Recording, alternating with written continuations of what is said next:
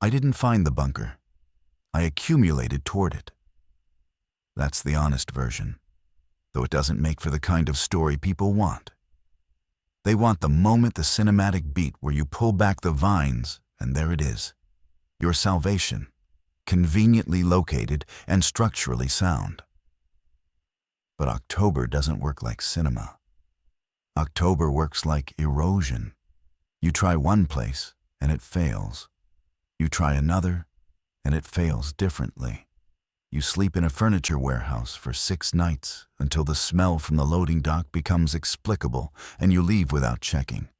You find a water tower with a ladder and spend 2 nights on the catwalk before the wind tells you that elevation without walls is just a slower way to die. My name is Darcy Yates. I was 34 when the outbreak started, 34 when the city came apart, and 34 when I walked out of Reno heading roughly east with a backpack I'd packed for a weekend camping trip 7 months earlier and never unpacked. I was an assistant manager at an outdoor recreation store. Not the kind of person with a bunker plan or a bug-out bag philosophy. I sold trekking poles and rain shells to people who hiked more seriously than I did. My survival knowledge was retail adjacent. I knew the product specs, not the fieldcraft. The first 3 weeks were collective. Everyone was collective at first. I was part of a group of 11 that shrank to 8, that shrank to 5, that became 3. The morning Pauline decided the highway overpass was defensible, and Gary agreed with her, because Gary agreed with anyone who sounded certain. I watched them climb the on-ramp from 400 yards east, already knowing the overpass was wrong, but lacking the vocabulary to argue. I'm not someone who argues. I'm someone who leaves. That's the thing I learned about myself in October that I hadn't known in September. I don't fight, and I don't persuade. I assess, and then I go. It's not courage. It might be cowardice with good proprioception. By the second week of October, I was alone. Not dramatically alone, not the last woman on earth, not wandering an empty highway whispering my own name. Boringly alone. Alone the way a stray cat is alone. Moving through the margins of a landscape that still contained other living things, but offered no particular reason to approach them. I saw people at a distance. Twice I saw campfires. Once I heard an engine. I didn't investigate any of them, because the 3-week experiment with group survival had taught me that other people's certainty was more dangerous than my own uncertainty. Pauline was certain. Gary was certain. The overpass was wrong. The infected were present but distributed. That's something the early stories always get wrong. They describe the world as saturated. Every street a gauntlet, every building a hive. In the high desert east of Reno, it wasn't like that. They were sparse and visible and slow in the cold. And if you kept to the open sage flats and moved during the day, you could see them from far enough away that avoidance was logistical rather than tactical. I saw my first one on day 3, standing in the parking lot of a gas station off I-80, turning in a slow circle like a music box figure with a broken spring. By October, I'd seen maybe 40 total. I'd been close to 3. I'd had to run from one, across a motel parking lot in Lovelock. And the sound of my own breathing during that sprint is still the loudest thing I've ever heard. The bunker entered my awareness the way most real things do, as a rumor passed through unreliable narration. A man named Silas, whom I'd traveled with for 4 days before he turned south toward a cousin's ranch outside Austin, told me about a BLM road east of Route 305 that led to an abandoned Cold War monitoring station. Not a shelter, he said, picking at a can of kidney beans. More like a concrete room. My uncle did survey work up there in the 80s. Said they just left it. I didn't go looking for it. I went looking for water, and the terrain bent me in that direction. The high desert in October is a negotiation between thirst and visibility. The sage flats give you sight lines. You can see a figure moving from a mile away if the light is right, but they give you nothing to drink. The valleys with water have willows and cottonwoods and blind corners and stream beds where things can wait without being seen. So you oscillate. You drink, and then you retreat to where you can see. You see, and then you walk toward where you can drink. It's a metronome, and the rhythm of it became my life for 9 days after Silas left. I followed Route 305 north because it paralleled a seasonal creek that still had water in the deeper pools. The road was empty in a way that felt geological rather than recent, not abandoned, just never much used. 2 vehicles in 9 days, a pickup that passed heading south without slowing, and a minivan pulled off into a turnout with all 4 doors open and nobody inside it. I checked the minivan on the second day. Keys in the ignition, battery dead, a child's car seat in the back with a juice box still in the cup holder. I took the juice box. I'm not proud of the hesitation. The BLM road that Silas described was unmarked but findable. A gravel track turning east off 305 between 2 rock formations that looked, from a distance, like a gate with no fence. I almost missed it. I was looking for infrastructure, for a sign, for some indication that the government had ever operated here. But the desert doesn't archive human intention the way forests or cities do. It just absorbs it. I followed the track for 3 miles. The elevation gained slowly, maybe 500 feet total, and the sage gave way to juniper, and then to a mix of juniper and pinyon pine that provided the first real shade I'd walked under in days. The track ended at a flat area that had clearly been a parking pad oil stain still visible on the rock. 2 concrete bollards, a metal post with no sign attached. Beyond the pad, a low hill with a concrete face set into it like a headstone. The door was steel, painted the same dun color as the surrounding rock. No handle on the outside, just a keyhole and a rectangular pull recessed into the surface. It was ajar, not open, not inviting, just failed. The lock mechanism had seized at some point, and the door had drifted open perhaps 2 inches. And weather and time had deposited a small ridge of sand against the bottom edge that held it in that position. I stood in front of it for a long time. Not because I sensed danger, I'd checked the perimeter, checked the sight lines, listened for the particular quality of silence that means something is moving nearby. The area was clean. I stood there because opening a door you can't see through is an act of faith. And I had spent the last month systematically eliminating faith from my operating procedures. I kicked the sand ridge away and pulled the door open. The hinges screamed. Inside, darkness, cold air moving outward, and a smell that was mineral and stale but not biological. Not death, not occupation, just concrete and trapped time. I used my headlamp. A corridor, 8 feet wide, sloping downward at maybe 10 degrees. Concrete walls, concrete ceiling, concrete floor. No debris, no graffiti, no animal sign. 20 feet in, a second door, this one, standing fully open, its latch mechanism rusted into the wall. Beyond it, a room. Not a room, a space. 30 feet by perhaps 40, with an 8-foot ceiling and a floor that was smoother than the corridor. Against the far wall, a metal shelf unit, empty except for a binder and 3 glass jars with corroded lids.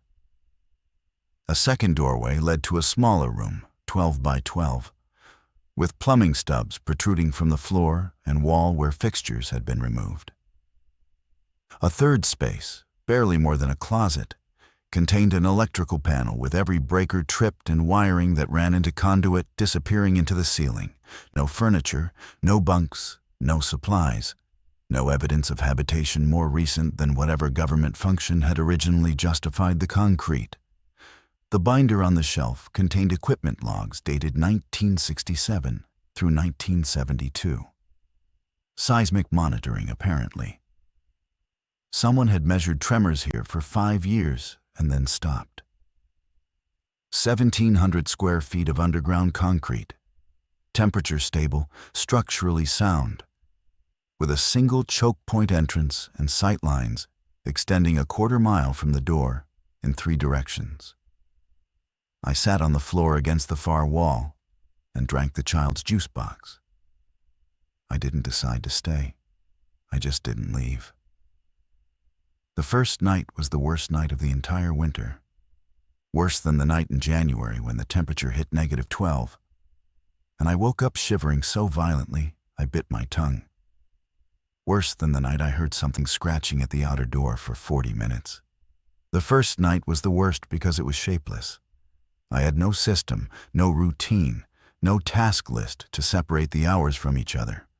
I had a headlamp with maybe 8 hours of battery, a backpack with 6 days of food if I rationed hard, 2 liters of water, a sleeping bag rated to 25 degrees, and a concrete room with no light, no heat, and no sound, except my own respiration echoing off surfaces I couldn't see when I turned the headlamp off.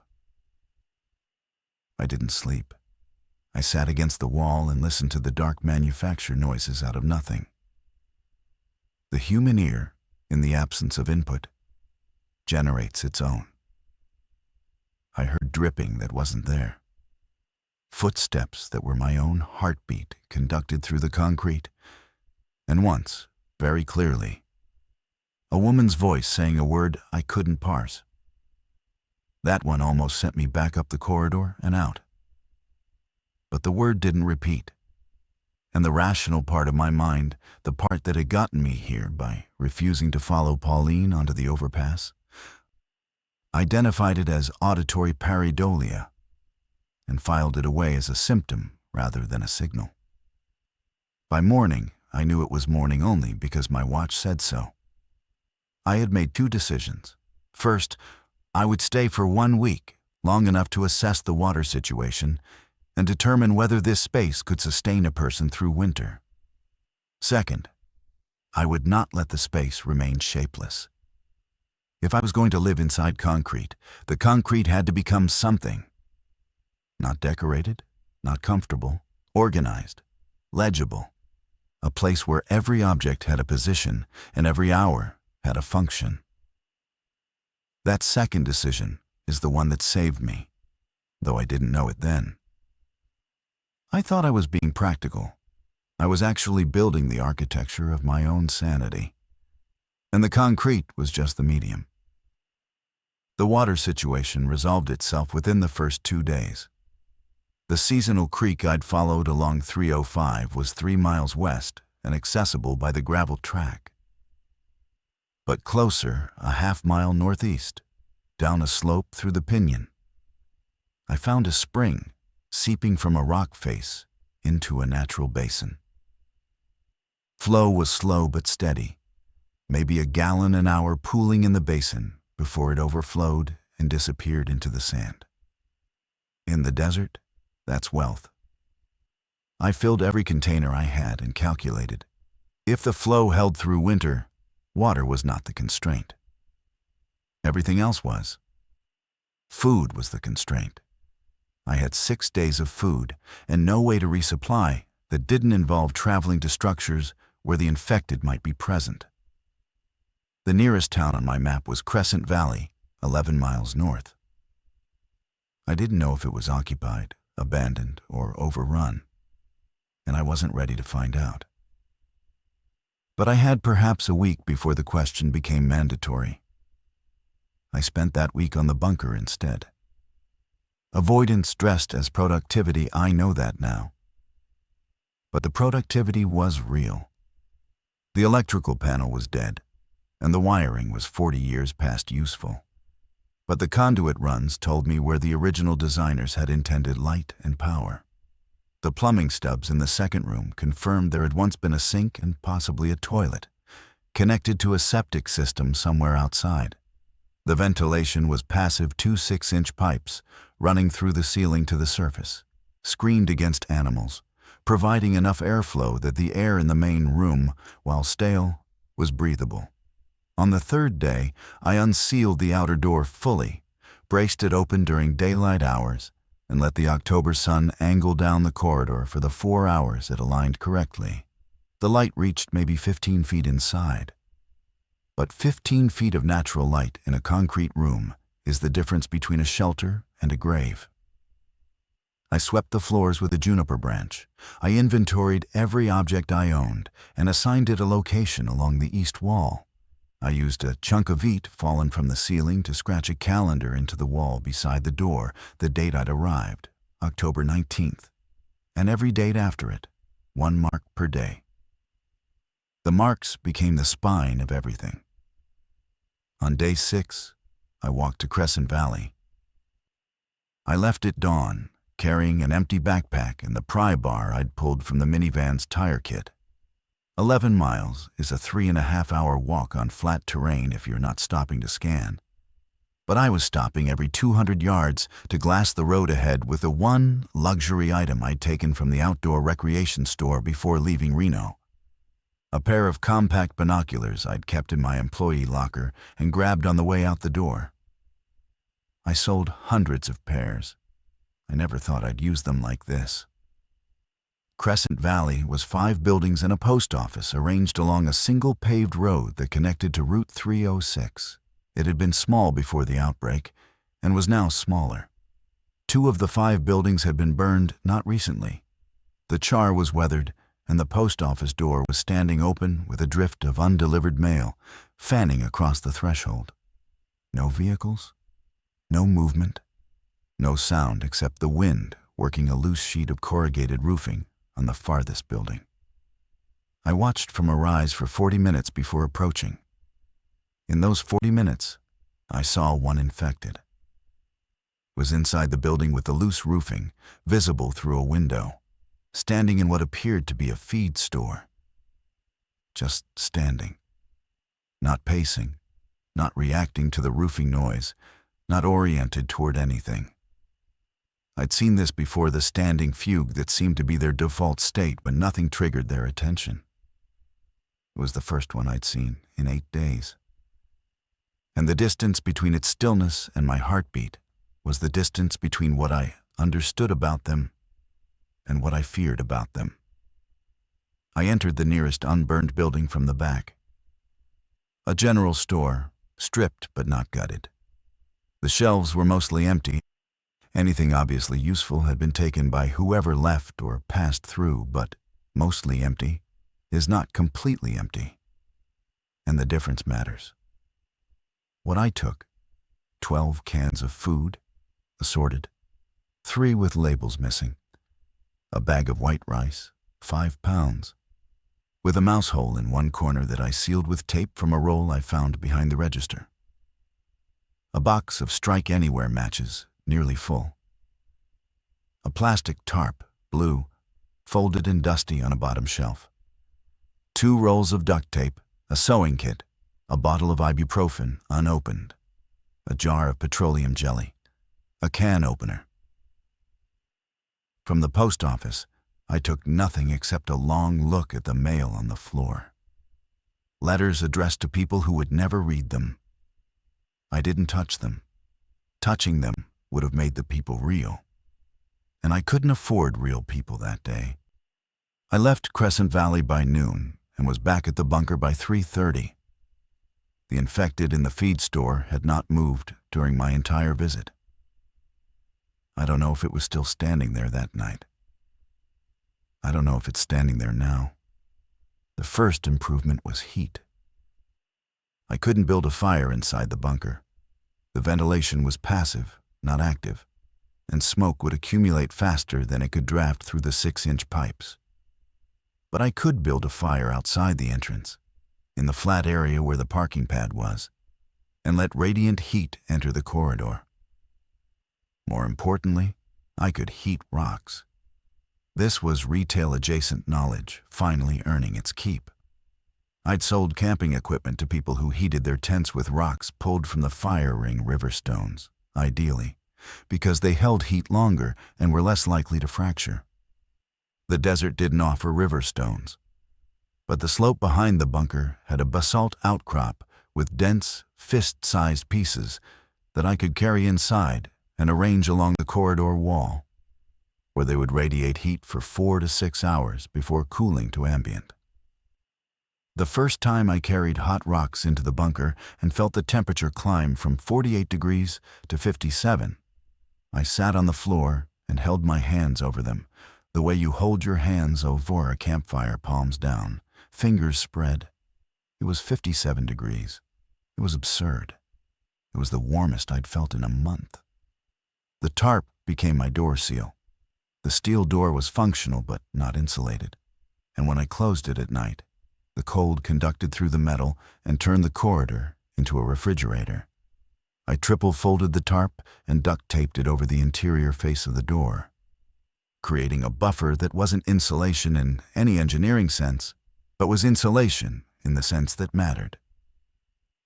It let me believe the space was closed. These details sound mundane. They were mundane. But I need to describe them because they're the honest content of what survival was, and because the alternative, skipping to the dramatic parts, would misrepresent the ratio. The dramatic parts were maybe 5% of that winter. The other 95% was heat management, water hauling, calorie rationing, and the daily practice of not going insane. The calendar wall became the organizing document. I scratched each day's date, the high and low temperature inside the bunker as estimated by my body and later confirmed by a thermometer I found on my second supply run, the weather outside, my water stores, my food inventory, and a single word describing my psychological state. The words for the first 2 weeks were tired, okay, scared, okay, restless, okay, tired, flat, blank. Blank worried me more than scared. November arrived, and the cold came with it like a new resident. The high desert in November is not the killing cold of the northern Rockies or the sustained assault of the Great Plains. It's a dry, patient, 20-degree cold that doesn't attack so much as wait. It waits for your firewood to run out. It waits for the spring to slow. It waits for the morning you don't get up. And then it takes what's available. I developed a firewood operation that consumed roughly 3 hours of every day. The pinyon and juniper surrounding the bunker were the fuel source, and I had no saw and no axe, just the pry bar and whatever dead-standing wood I could break by leverage and body weight. A living juniper is almost impossible to break without tools. A dead one, weathered and dried to the density of bone, will sometimes snap at a weak point if you wedge the pry bar into a crack and throw your weight against it. I became expert in reading weak points. I became expert in a lot of things that are useless in any other context. The firewood operation was also the thing that kept the fear contained, because it required me to be outside, moving, scanning, operating in the landscape, rather than hiding from it. I saw infected 3 more times during November. Once, a figure on the ridgeline to the south, silhouetted against the sky and motionless, facing east. It stayed for 2 days, and then was gone. Once, 2 figures moving together along the gravel track, heading west, passing within 300 yards of the bunker entrance. I watched from inside the corridor with the door cracked 2 inches and my pry bar in both hands and my heartbeat in my teeth. They passed without turning.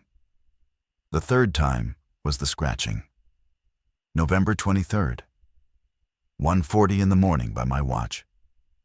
A sound against the outer door, not knocking, not testing, scratching, like fingernails dragged downward across steel.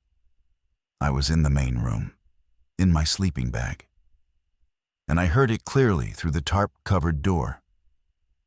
The sound lasted approximately 40 minutes. I counted the seconds for the first 10 minutes and then stopped counting because the counting was making it worse. I held the pry bar across my chest and stared at the corridor and waited. It stopped. I didn't sleep again that night or the next. I never found marks on the door. I checked in full daylight, ran my fingers over every inch of the steel surface where something might have touched it. Nothing. And this is the detail that stayed with me longer than the sound itself, that whatever had been there left no evidence. As if the night had scratched the door and then retracted the memory. I questioned whether I'd heard it at all. I questioned whether I was beginning to generate my own threats the way my ears had generated voices on the first night. I started leaving a thin line of sand across the threshold each evening, so that anything crossing it would leave a mark I couldn't argue with. The sand was never disturbed, but I kept laying it every night until spring. December was when the bunker became a home, and the transformation was neither sudden nor metaphorical. It was physical, incremental, and obsessive. I divided the main room into zones using scratched lines on the floor. The east wall was storage, food inventory arranged by calorie density, water containers arranged by volume, firewood stacked in a pattern that allowed me to count available burn hours at a glance. The west wall was operational. My tools, the pry bar, the sewing kit, the tarp scraps I wasn't using. The 3 jars from the original shelf now repurposed as a water filter array, using sand and charcoal from my fires. The south wall was living. Sleeping bag, the binder I'd found on the shelf repurposed as a journal by writing between the equipment log entries and margins that were barely wide enough, and a flat rock I used as a table. The north wall was the wall I faced when I sat on my sleeping bag, and I left it empty for a long time. Then, in the second week of December, I did something I still can't fully explain. I'd been rereading the equipment log binder not for information, but for human contact. The entries were written by at least 3 different people based on handwriting. One wrote in neat block capitals. One wrote in a fast, right-leaning cursive. The third printed in a cramped, precise hand that suggested someone who disliked the task but performed it faithfully. The neat one signed their entries TRH. The cursive was Margolis. The cramped one never signed. I started talking to them. Not performatively, not dramatically. I didn't create characters or hold conversations. I said things like, TRH, your handwriting is wasted on seismic readings. And, Margolis, you abbreviated November as Novum, and I respect that, while I ate cold rice by headlamp. The statements were addressed to nobody and received by nobody, and they kept me from dissolving. On December 14th, I used the chalk-like mineral from the ceiling to draw a line on the north wall. Then another line.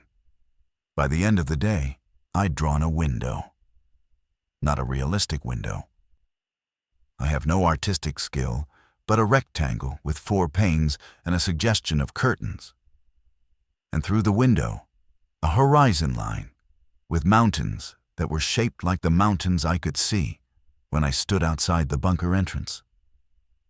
The next day, I added a sun. The day after that, 2 birds that looked more like check marks. Over the following 2 weeks, I covered the north wall with a landscape that was childish and obvious, and the most important thing I built all winter. It gave the main room a direction to face.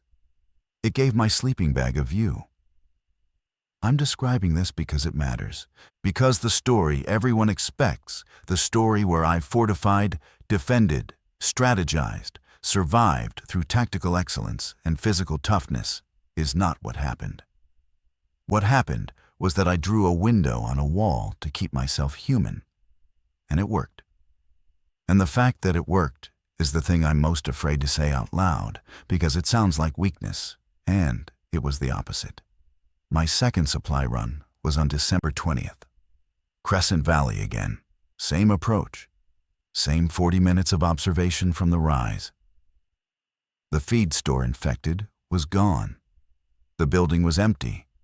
This should have been reassuring. But its absence was worse than its presence, because presence is information and absence is every possibility simultaneously. The general store yielded less this time. I found 4 cans, a bag of dried lentils with a hole I sealed immediately, a box of birthday candles, and a first aid kit that had been opened but still contained gauze, antiseptic, and a pair of medical scissors. The birthday candles were a luxury I couldn't justify by any rational metric. I took them anyway. Light that you choose to make is different from light that you need to make. On the way back, I found the truck. It was off the gravel road, a quarter-mile from the BLM track, parked, not crashed, not abandoned in motion, but parked with intention beside a rock formation. A forest green pickup, maybe 15 years old, with a camper shell over the bed. The doors were closed, the windows were intact.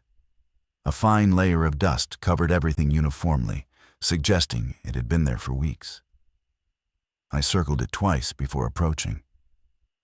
No sound. No movement. I looked through the camper shell window with my hands cupped around my face and saw a sleeping bag, a camp stove, a plastic bin with a lid, and a body. The body was a man, on his back in the sleeping bag, eyes closed. Dead. Not infected dead the old way. No visible wounds, no visible cause. He looked like he'd gone to sleep and not continued. His face was neutral. His hands were at his sides inside the sleeping bag. He could have been 50 or 65.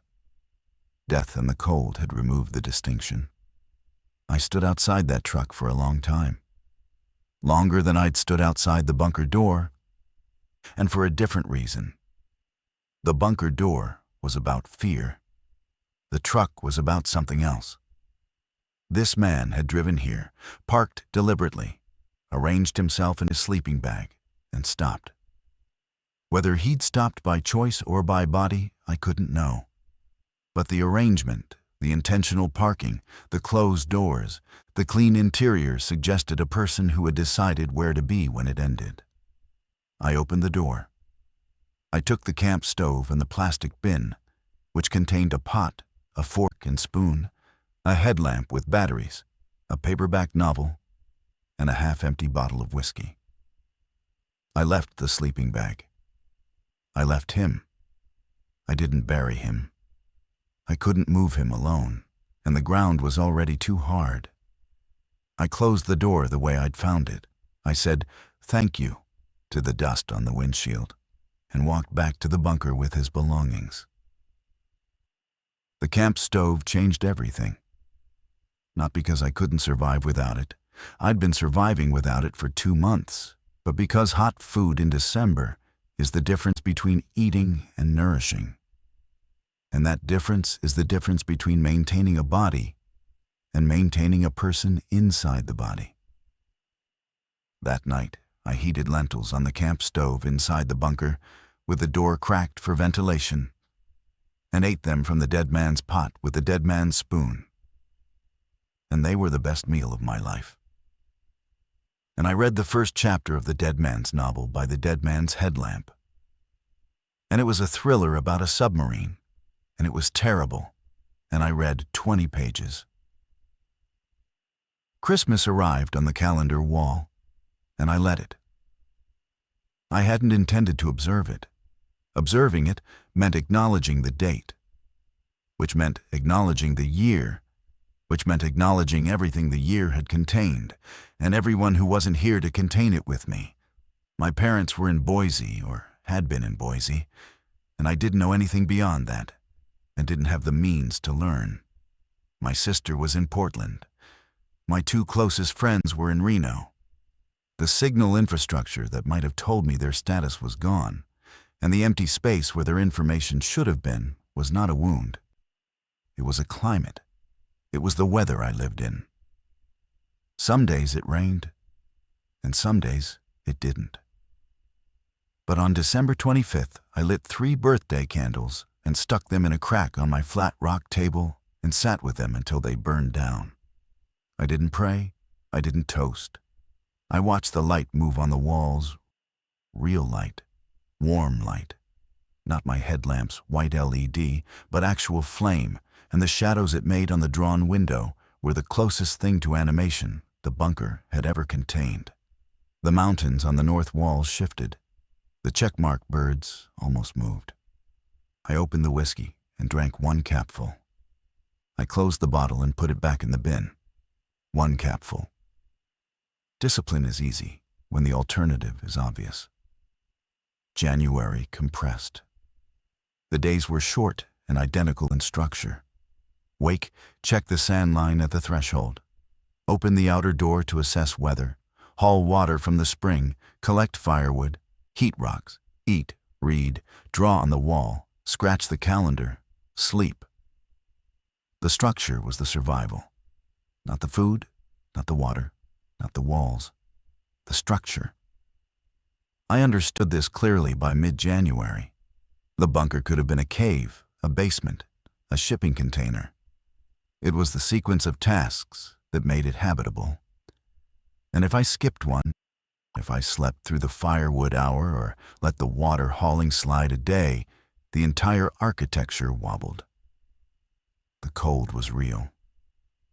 The thermometer I'd found read 14 degrees one morning in the corridor. Inside the main room with the tarp door and hot rocks and every insulating trick I'd learned, it was 39. I wore every piece of clothing I owned and slept in my boots and still woke with my fingers stiff enough that my first task each morning was to open and close my hands for 5 minutes to restore function. The sleeping bag was rated to 25. 39 degrees Fahrenheit was not 25 degrees Fahrenheit. But the margin between function and damage was thinner than I'd understood from selling gear. In the store, we described sleeping bag ratings as definitive. In practice, they are the beginning of a negotiation. The submarine thriller was 80 pages of cliché, and I rationed it as carefully as the food. February 7th. The sand line was disturbed. Not scattered disturbed. A single drag mark across the threshold, as if something had brushed it passing inward. But the outer door was closed the way I'd left it, and the tarp was intact. And nothing inside the corridor or the main room was different from how I'd left it the night before. I spent the morning trying to construct an explanation that didn't require a thinking agent. Wind under the door, a rodent. Thermal expansion shifting the tarp. Every explanation required a physical impossibility, and the impossibility was the same each time. The outer door was sealed, the tarp was taped, and the sand was between them. Nothing could reach the sand without passing through one or both barriers. I relayed the line and added a second one. A thin row of flour from a bag I'd found on my third supply run across the corridor 10 feet inside the door. If the threshold sand was disturbed again, the flour line would tell me whether anything had continued inward. 3 nights passed. On the 4th night, February 11th, I heard footsteps. Not scratching, footsteps. Human cadence, human weight, on the gravel outside the bunker entrance. I was awake because I was always awake at 1 in the morning. My sleep cycle had fragmented into 2 4-hour blocks, with a 2-hour gap of wakefulness between them. A pattern I'd read about in the submarine thriller's author note as biphasic sleep, and recognized immediately as what my body had been doing for weeks. The footsteps circled the entrance area. They stopped. They resumed. They stopped again, directly in front of the outer door. I was in the main room, pry bar in hand, headlamp off. I had rehearsed this scenario in my mind perhaps 100 times, and every rehearsal ended the same way. I would be silent I would be still, and whatever was outside would leave. But the rehearsals had not included the knock. 3 knocks, deliberate, spaced, a human pattern. The infected don't knock. That was the first clear thought I had, and it came with the physical sensation of my grip loosening involuntarily on the pry bar, because the threat I'd prepared for was not the threat that had arrived, and the different threat required a completely different calculus. "Hello?" A man's voice, rough and quiet. "I can see the smoke marks on the rock. I know someone's here." He was right. The fire pit outside the entrance left char marks on the concrete face that I'd never tried to conceal because concealment hadn't been part of my thinking. I wasn't hiding from people. I was hiding from everything. And everything had, until now, been a single, undifferentiated category. "I'm not armed," the voice said. "I mean, I have a knife. But I'm alone. I've been walking for a while." I didn't respond. I stood in the dark with the pry bar and counted my heartbeats and tried to decide whether this was the moment my winter ended or the moment it was taken from me. His name was Elliot.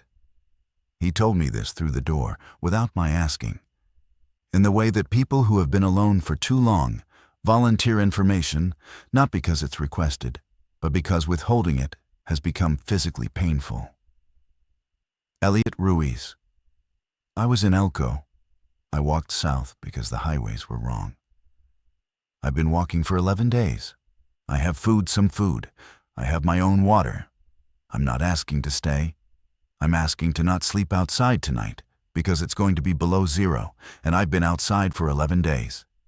I didn't open the door that night. I told him, through the steel and the tarp, that there was a rock overhang 200 yards northeast, near the spring, that would block the wind. I told him I would meet him there at dawn. I told him to stay away from the door until then. He said okay. He said thank you. His footsteps moved away, and I listened to them until the distance absorbed them. I didn't sleep. I sat against the south wall and interrogated my own reaction with the honesty that the darkness made possible. I wasn't afraid of Elliot. I was afraid of what Elliot would do to the bunker, not physically, but architecturally. The system I'd built was a system for one. One person's water, one person's firewood, one person's calorie count, one person's rhythm of tasks. Adding a second person didn't double the demand. It shattered the template. It introduced negotiation, compromise, difference. It introduced another voice in a space I'd calibrated to the specific acoustics of silence. I was afraid of what Elliot would do to me. Not violence, company. At dawn, I opened the door and walked to the overhang. He was sitting with his back against the rock, awake, a thin emergency blanket around his shoulders. He was younger than his voice, maybe late 20s. Thin in a way that was recent rather than constitutional, with a beard that was growing in patches and hands that were shaking, not from cold, from the effort of holding still. "You built a fire last night," I said. It was the first sentence I'd spoken to another human being in 112 days. My voice sounded like a stranger's. Small one, against the rock face. I kept it low. I didn't see it. I'm good with fires. He looked at me, not assessing, not performing, just looking. The way you look at something you've been told exists but weren't certain of. "I wasn't sure you were real," he said. "When you talked through the door, I thought maybe I was making things up. I thought the same thing about you." He laughed. And the sound was so unexpected and so ordinary, just a laugh.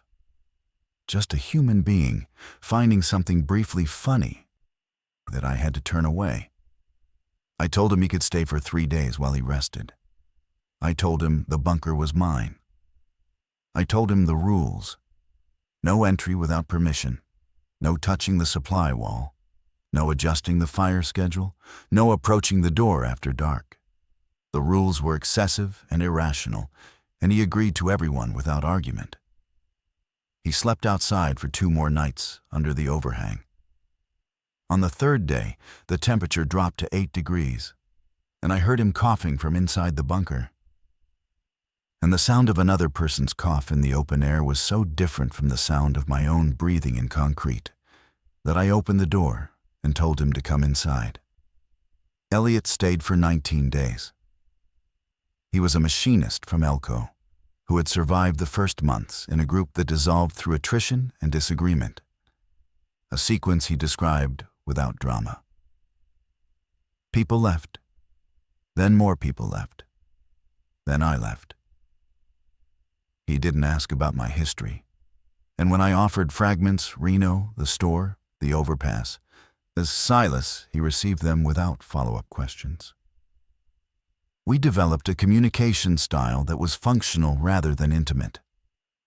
Information exchanged for operational purposes, observations shared about weather and supply levels, occasional remarks about the submarine thriller, which he read in 2 days and pronounced aggressively stupid. He was good with fires. He was better than good. He was architectural. Within a week, he'd built a reflector wall of stacked rocks behind the fire pit that redirected heat into the corridor with an efficiency that raised the main room temperature by 4 degrees. He split firewood faster than I did because he had a technique I hadn't discovered. Heating the pry bar in the fire and using it as a hot wedge to split along the grain. The wood separated cleaner and faster, and the firewood operation dropped from 3 hours to 2. He didn't touch the supply wall. He didn't adjust the schedule. He observed my system and then improved it without violating it, the way a good editor improves a sentence without changing its meaning. The problem was the wall. He saw the drawn window on the 2nd day, when the daylight reached deep enough into the corridor to illuminate the main room in the afternoon. He didn't comment. He looked at it for a long time. The mountains, the check marks as birds, the crude curtains, and then he looked at me. And in his looking I felt the entire landscape I'd drawn reduced to what it was. A drawing on a wall, made by a person who was alone. Seen by one set of eyes, it was a window. Seen by 2, it was a symptom. I hated him for that. Not rationally, not permanently, but with a flash of hostility that surprised me. He had not said a word. He had not smirked or pitied, but his presence had recontextualized the drawing. And the recontextualization was an act of destruction that no amount of firewood efficiency could compensate for. I drew it in December, I said, defending it, explaining it. It faces the right direction, he said. The mountains. They're roughly south-southwest from here. You got the profile right. It was the kindest thing anyone said to me that year. On February 26th, he told me he was leaving. He'd rested, he'd recovered weight, and he had a destination. A rumored settlement near the Idaho border that he'd heard about from the last member of his Elko group before she went east. He asked if I wanted to come. I said no before he finished the sentence. He nodded. He didn't argue. In the morning, I gave him half my remaining rice, the first aid kit, and the dead man's headlamp. He gave me his knife, a fixed blade with a leather sheath, and a pencil, an actual pencil, with an eraser, which he'd been carrying since Elko and which was behind the camp stove, the most valuable object that entered the bunker that winter. He left on a clear morning, heading north along the gravel track. I watched him from the entrance until the track curved and the junipers absorbed him. Then I went inside and stood in front of the drawn window and tried to see it the way I'd seen it before he came. I couldn't. The window was still there, but the room around it had changed shape. The space was too big for one person. I'd known it was too big before that was the point. The luxury of 30 by 40 feet when you only need 6 by 3, but after Elliot, the excess was not luxury. It was evidence. The word I scratched on the calendar wall that night was after. March arrived, and the desert thawed in slow degrees, and I began the project of disassembling my attachment to the bunker without admitting I was doing it. I told myself I was conducting maintenance. I retarped the door. I rearranged the supply wall. I drew new details on the window, a tree, a fence post, a small shape at the base of the mountains that might have been a house, or might have been a rock. With the pencil Elliot left, I added shading and depth that the chalk mineral couldn't achieve, and the landscape became less childish and more specific. And the specificity was a problem, because specific things are harder to leave than general ones. The spring thawed fully by the second week, and the flow doubled. I carried water not because I needed the reserves, but because the route was familiar, and the walk was an event, and events were the architecture. Without them, the days would collapse into each other. And collapsed days are not days. They're duration. On March 15th, I walked to Crescent Valley for the last time. I knew it was the last time, though I couldn't have explained how. The town was unchanged. No new damage, no new vehicles, no infected visible. The general store had nothing left to take except a roll of aluminum foil and a container of table salt. I took both. On the way out, I stopped at the post office door and looked at the fanned mail on the threshold. I picked up one letter. It was addressed to Dale and Linda Hooper, P.O. Box 12, Crescent Valley, NV. The return address was a name in San Diego. I held it and felt its weight, an ordinary letter. Maybe a birthday card, maybe a bill, containing information meant for two people who would never open it. And then I put it back on the threshold, exactly where it had been. The walk back was the walk where I let the decision surface, not made it. I'd made it days ago, maybe weeks, maybe the morning Elliot left. I let it surface, the way you let a splinter work its way out instead of digging for it. The bunker was not my home. The bunker had become my home, which is a different statement. The first describes a fixed state. The second describes a process, and processes can reverse. I had entered this concrete space as a person who didn't leave groups so much as fail to remain in them. I had spent a winter converting emptiness into structure, silence into rhythm, concrete into habitation. The conversion was real. The window was real. The calendar, the zones, the flower lines, the nightly sand, all of it was real, in the sense that it had kept me alive and recognizable to myself. But the thing that Elliot had broken, or, more honestly, the thing his presence had revealed was already broken, was the premise that the structure was sufficient. One person's architecture, perfectly maintained, is still one person's architecture. And I was not, it turned out, a person who could indefinitely sustain the fiction that one was enough. Not because I was weak, because I had drawn a window. And a window implies that there is something outside worth looking at. I left on March 29th. I spent the preceding days in preparation not for the journey, but for whoever came next. I refilled every water container from the spring and arranged them along the east wall. I left the remaining food in a visible, organized row with a can opener beside it. I left the camp stove with its remaining fuel canister.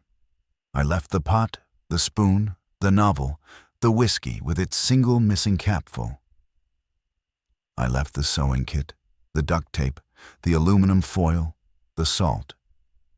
I left Elliot's knife on the flat rock table, because the person who came next might need it more than I would, and because carrying it would mean carrying him. and I needed my carry weight reserved for other things. In the binder, between the equipment logs of TRH and Margolis and the unsigned third, I wrote a note. Not instructions, the bunker was self-explanatory to anyone desperate enough to need it. Just information. The spring is northeast, half a mile down the slope through the Pinyon. Flow is steady. The fire reflector works. The hot rock method will keep the main room above freezing if you cycle every 4 hours. The ventilation pipes are clear as of March 2025. My name is Darcy Yates. I was here from October 19th to March 29th. The drawing on the north wall is a window. Please leave it. I stood in the main room for a long time that morning. The headlamp was off. The daylight from the open door reached just far enough to illuminate the near edge of the drawn window, catching the pencil's shading on the left curtain. The rest was in shadow. It looked for a moment like a real window at dusk.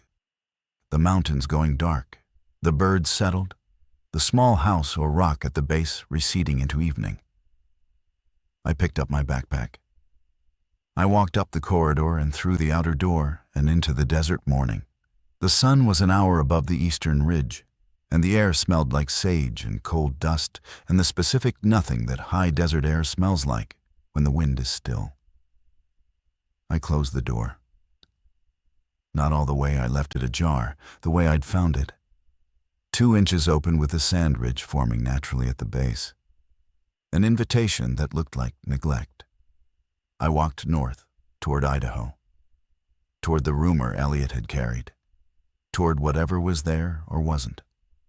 The gravel track was familiar for the first mile, and then it wasn't, because I'd never walked this direction on it. And a familiar road reversed is a new road entirely.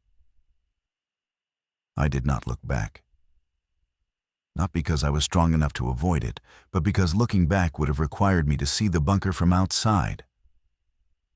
And from outside, it was a concrete face set into a hillside with a steel door and no sign and no indication that anything inside it had ever mattered.